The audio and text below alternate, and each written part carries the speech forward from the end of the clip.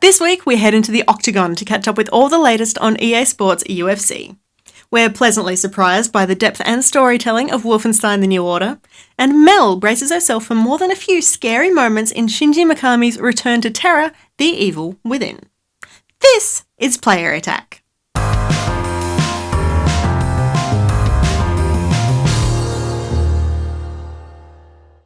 Hi, I'm Jessica Citizen, and this week we are a little bit excited to announce that Deep Silver has confirmed that yes, Metro Redux is happening, bringing some super shiny post-apocalyptic survival to the Xbox One, PS4, and the humble PC. This Redux is a polished up version of both Metro 2033 and last year's Metro Last Light, with both games now running on the new Last Light engine. You also get all of the previously released DLC thrown in too, adding an extra 10 hours of content into the bundle. There's no release date just yet, but we are promised we will be exploring underground Moscow again by the end of the year. Continuing the theme where everything old is new again, Splash Damage has re-announced the competitive online multiplayer FPS it's been working on for the past couple of years. We first heard about the game, called Dirty Bomb, a while ago. Then it was ceremoniously renamed Extraction, but now it's gone back to Dirty Bomb, which the studio says better fits the game's personality. More backflips are on the way from EA and Respawn, who just last week announced that it was dropping 2 gameplay modes from the PC version of Titanfall. Less than 1% of the player base seem to care about Capture the Flag mode, leading to overlong wait times and a less than stellar gaming experience. However, it seems that 1% was particularly vocal about their love for CTF, or they had some vocal friends, as the company has now changed its tune, announcing gameplay mode would be re-announced in an upcoming patch. This time, it will have the ability to search for teammates across a wider region, which should speed things up a bit. We're noticing a trend here as Blizzard also goes back on its word, but in a very different way. To celebrate the 2nd anniversary of Diablo 3, the company announced a week-long buff that would increase legendary drops by a whopping 100%.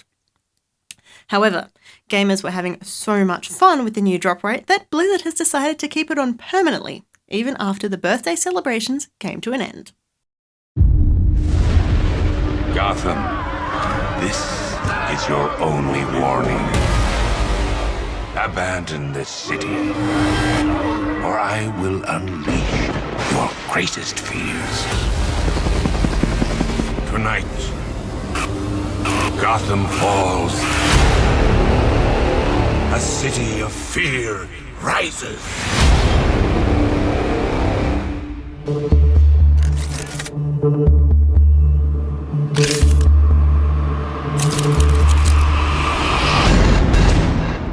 City's overrun. We don't stand a chance.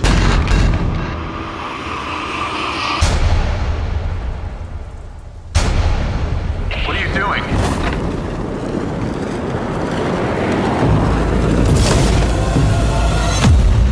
Evening the odds.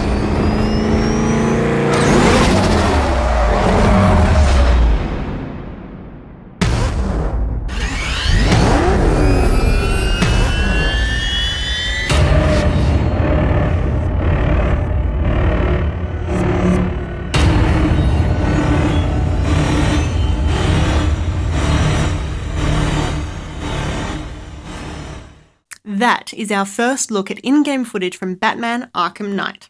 By now, you know the drill. It's the final game in the Arkham series, which has returned to Rocksteady Studios and, as you might have picked up, features a drivable Batmobile for the first time. Batman: Arkham Knight is only coming to Xbox One, PS4 and PC, and it's due out by the end of the year. Something that's headed our way a little earlier is Child of Light for PlayStation Vita, as Ubisoft confirms the charming turn-based RPG is headed to the handheld in July. We haven't heard much about how the game will be modified for the smaller screen or if any touch controls will be implemented, but the fact you'll be able to help Aurora on her quest while you're on the bus seems pretty neat to us. On a similar topic, you'll be able to build worlds during your commute too, as Mojang finally confirms that Minecraft is hitting PlayStation Vita and the PS4 in August of this year. If you have already bought the game on PS3 and want to play on Vita, you're in for a treat. Your save files are transferable in either direction and you get the game completely free. On the other hand, if you've got it on PS3 or Vita and want it on PS4, you'll have to hand over a whopping $5 to upgrade, and Mojang is currently working with Sony to sort out a few nifty perks as well. From one console manufacturer to another, and it's been a mixed bag from Nintendo this week. Firstly, we waved goodbye to the Nintendo Wi-Fi connection service, which had been running for more than 8 years. The closure has ended online services like online play, matchmaking, and leaderboards for a whole stack of Wii and DS games, including Mario Kart DS and Wii, Super Smash Bros. Brawl, Animal Crossing Wild World, Pokemon Diamond, Pearl, Heart Gold, and Soul Silver, and Tetris Party Deluxe. This does not affect Wii U or 3DS party titles, and functions like the Wii and DSi shop channels, web browsers, and virtual console games are untouched. On the other hand, we got a little more information about what the company is planning with regards to its use of NFC technology. This is the wireless data system that's used in games like Skylanders and Disney Infinity that connects real-world toys to video games. We're anticipating a big reveal in a couple of weeks at E3, but a French spokesperson has admitted that the technology will be used in the Wii U version of Super Smash Bros. We don't know yet if that means your fighters will be represented by nifty figurines, but that does seem like a sensible application. And finally this week, it seems that we cannot escape Star Wars here at Player Attack. First up, the first video from the set of Episode 7 has been released, and if you liked our interview with Tim Rose from a few weeks ago, you'll be pleased to note that there is at least one puppet wandering around in the background there. As well as that, a new standalone Star Wars film has been announced for 2016. We don't know what this one's called just yet, but we do know who's writing it. Gary Whitta, the man behind the Book of Eli, who also worked on Duke Nukem Forever and the Telltale adaptation of The Walking Dead. Just a few years ago, Whitta was editor-in-chief of PC Gamer magazine, so don't let anyone tell you that writing about video games won't get you anywhere. For more information on any of these stories, or to keep up to date with the latest gaming news, head to playerattack.com. But for now, stick around, got plenty more still to come.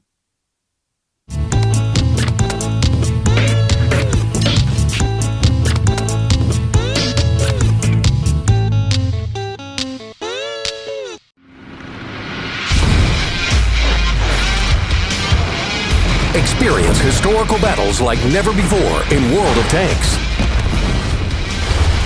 Play for free at tanks.asia.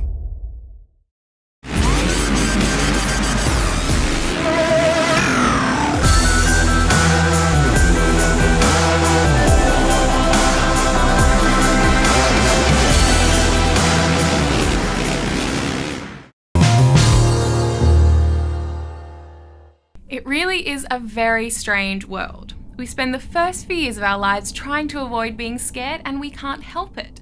We're afraid of the dark, afraid of creepy crawlies, afraid of the unknown. Hell, we grew up trained to be scared of everything that might even have the most remote potential to kill us. You know, like hot dogs and drop bears. So why is it that we love it when computer games scare the living snot out of us? And why do we worship those who do it? On August 11th, 1965, a man was born in the south of Japan. Since then, this man has made it his primary purpose in life to get our adrenaline pumping and send shivers down our spine. Who is this man? Shinji Mikami. His name might not mean a lot to some, but his legacy is known to almost everyone, with two words that strike fear into all those who love the horror genre: Resident Evil. He's been away from scary games for a few years, but now he's back with The Evil Within. If you're a fan of Mikami's work, be warned, he said this is the last time he'll direct a video game. Wait, I've seen that house somewhere. You play Sebastian Castellanos, a detective who finds more than what he was bargaining for while investigating a mass murder in a mental hospital. I've never been here before, but... Forced into a deranged world full of evil by a mysterious force, it's suddenly your job to work out what's going on while everyone around you is mutating and trying to kill you. So many recent survival horror games put all the emphasis on action and not enough on the scares, but Mikami's taken a different approach. Fans would have been happy with The Evil Within just being a Resident Evil 4 Take 2, but instead we're treated to something that draws a little more on Silent Hill. Expect generous amounts of psychological horror with endless twisty corridors all alike. This really is survival horror, and it will make you jump or put you right on the edge of your seat. Of course, in the world of survival horror, nothing comes easy. The Evil Within isn't the type of game where you can find crates of ammo lying on every corner in plain sight. If you do find ammo, it's off the beaten track hiding in a drawer. And when you get it, you discover there's only 6 shells. There are 2 must-haves in this game: shells and matches. You need both, because shooting the mutants will only slow them down. You need to turn them into flaming corpses if you want to make sure they won't come back and use your head as a stick holder. That is, unless you're up against one of the bad guys who is literally unkillable. And in that case, you'd better run for your life. This really is one of the things that sets The Evil Within apart. This game is all about surviving. Sure, that could be said about just about all games, but surviving is the sole aim when you're playing The Evil Within. You need to be constantly aware of your surroundings, making sure you have enough ammo and matches for the next bad guy, making sure one punch doesn't kill, and making sure all the mutants with half pulled off faces don't try and kill you. With ammunition at such premium and mutants easily startled and attracted to loud noises, sometimes combat is not the answer. Sometimes it's better to quietly sneak past the bad guys, sticking to the shadows and throwing bottles for distraction. But what is the good of a horror game if it doesn't scare you? Now look, I don't scare easily and games don't tend to do it for me, so I have a simple rating. Did I get a shiver down my spine while playing? And now I can put The Evil Within into this very small group of games. It's more than just the simple jump scares most horror games are using these days, with the focus right back on the atmosphere. Rather than scaring you always by showing all the gory details, the team at Tango has taken a more literary approach. Your imagination is given free rein, inevitably coming up with something far more terrifying than anyone else could create. Dark and shadowy with plenty of surprises and noises, it's just you and your small collection of guns and, of course, your trusty matches. Blood, screams and shivers down the spine. Who else but Shinji Mikami can deliver on this, and deliver he does. If you have ever been a fan of the Resident Evil series or just enjoy having the living daylights scared out of you, then you must check out The Evil Within. A beautifully evil world where everyone is out to kill you. It will scare you more than a politician in Speedos.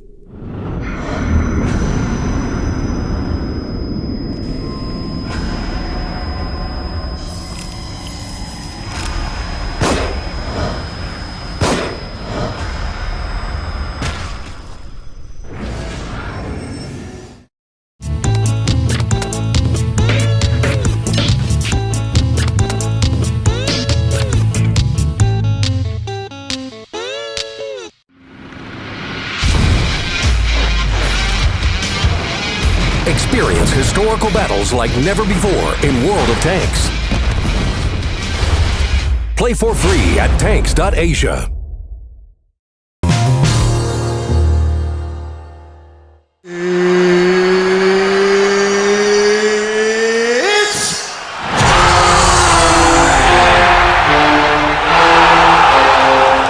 I got chills, man. I can't believe this is really gonna happen. It is gonna happen. Get ready, world! This place is on its feet! Right when we thought it couldn't get any better. Here we go. The story goes that UFC President Dana White wanted to work with EA Sports many years ago, but EA didn't see the merit in developing a game based on the mixed martial arts franchise. White was appropriately miffed and started shopping his idea around to other studios, eventually being picked up by THQ. Without the UFC branding, EA went on to create its own MMA series anyway, and both games existed side by side for a while with varying degrees of success. Then, THQ shut up shop in late 2012 and EA and UFC started talking again. Announced at last year's E3, this is the result of those talks: EA Sports UFC. And my goodness, has it been worth the wait? EA Sports UFC is a mixed martial arts game featuring the UFC license, and it's going to be exclusive to Gen 4 for PlayStation 4 and Xbox One. My goodness! Wow! A flurry of big punches! Oh! Over the top! Wow! I'll put this out in the open. It has been many, many years since I paid attention to UFC. The last serious rivalry I can remember is Chuck Liddell versus Randy Couture, which started at UFC 43. Now we're up to number 170-something, so please forgive me for not recognising many of the names. That said, I can acknowledge that a 100-character roster is no mean feat, and the fact that it includes a number of more vintage brawlers is a nice touch. There's even one fighter thrown in who technically never set foot inside the Octagon. So Bruce Lee is going to be an unlockable character in the game. He's available through the pre-order or unlockable if you beat career mode on the hardest difficulty. And basically what ended up happening is we approached the UFC to have him included in the game. They were very excited about having him, so we spoke to Shannon Lee and Bruce Lee Enterprises. And they're obviously very interested in preserving the legacy of Bruce Lee, so they agreed to include him.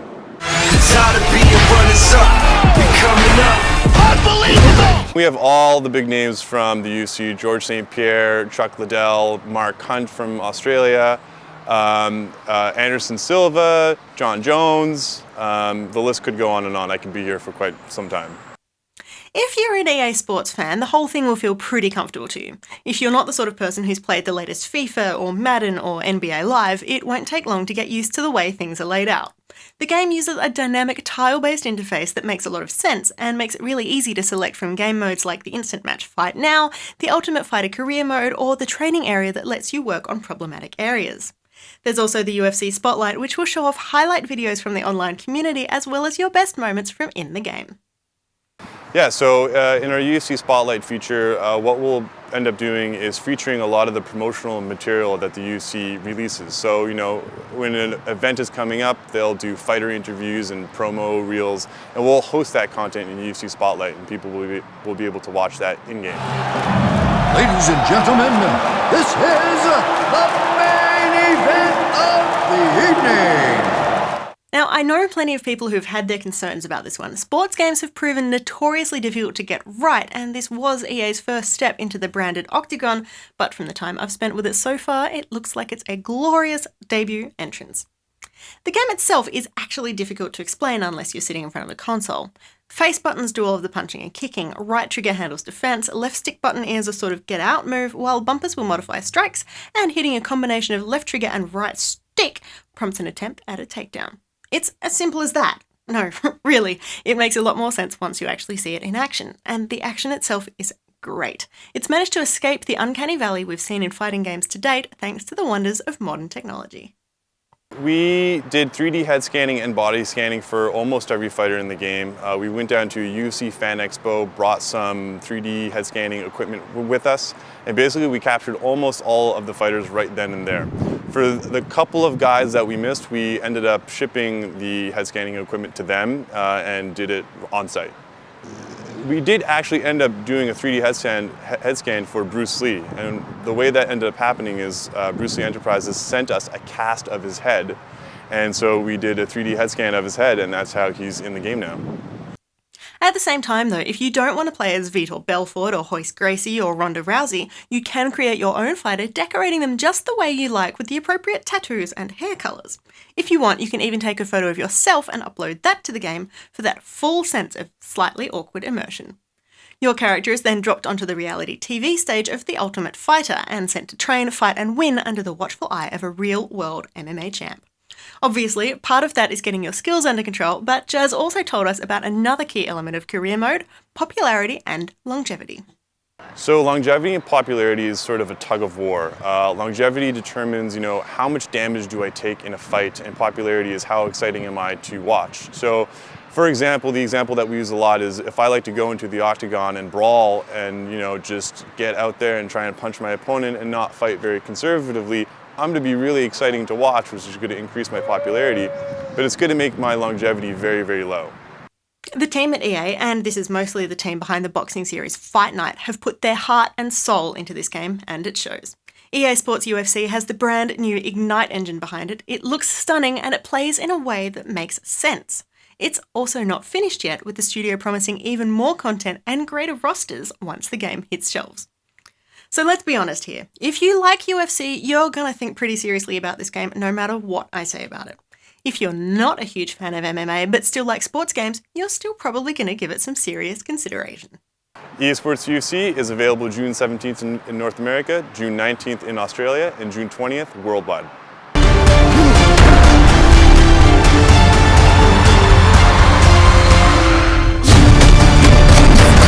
Pre-order Bruce Lee.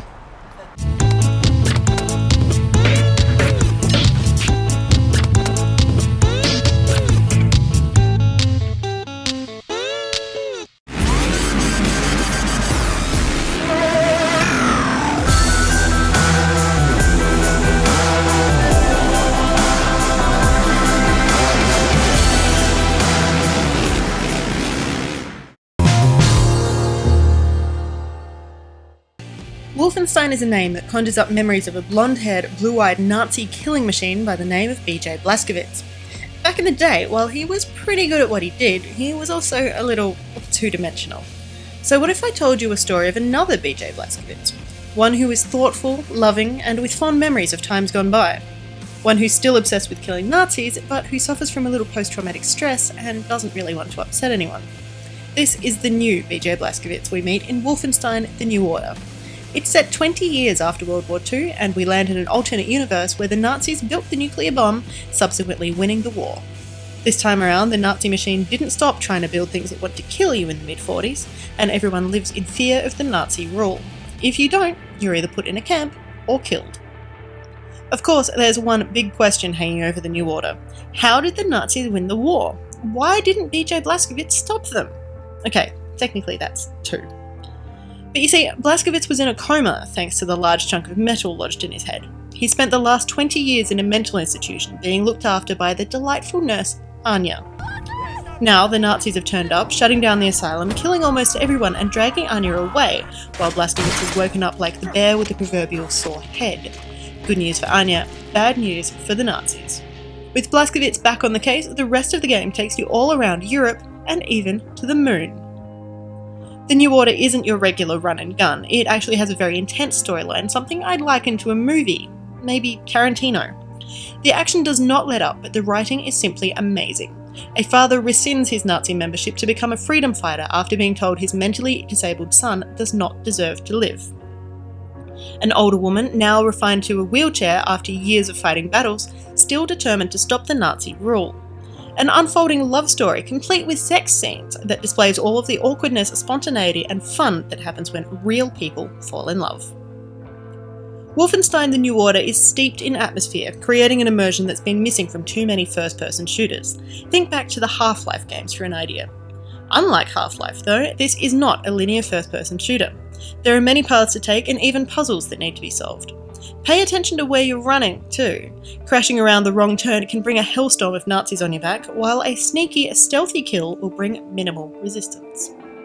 But of course, there are the exceptions to this, and the game still sets up a few situations where no matter what you do, you will have more enemies on your case than you'll know what to do with. And the AI, while rather effective, isn't the smartest. If you stay still too long, you'll die. On the other hand, if you grab a shotgun and simply run as fast as you can, firing almost aimlessly, you'll probably be okay. Wolfenstein: The New Order is a great game and should go down as one of the best of 2014, however, it wasn't perfect. Playing on PC, I was faced with more than a few nasty crashes, including whole computer lockups. What made this particularly worrying was when the game died at exactly the same place, prompting 4 separate attempts to continue. Eventually, lowering the difficulty setting found success. Another complaint: some missions were just unnecessary. Where is the welder? Oh, I dropped it in the water. Go fetch it for me. Of course, BJ can't just reach in the water and fish it out. Instead, he needs to take a 10-minute round trip just to save someone else a little time. I don't know quite how this was meant to contribute to the game other than making you hate the guy who dropped the welder in the first place. If Wolfenstein: The New Order is a sign of things to come in this new generation of first-person shooters, then bring it on. Sure, it doesn't come under the new IP category we so desperately need, but it is a nice change from the never-ending annual franchises. This is a game that's reminiscent of the good old days of Half-Life, with the character development of a movie and shiny graphics that rival any modern games. The new Wolfenstein is definitely one you want to check out.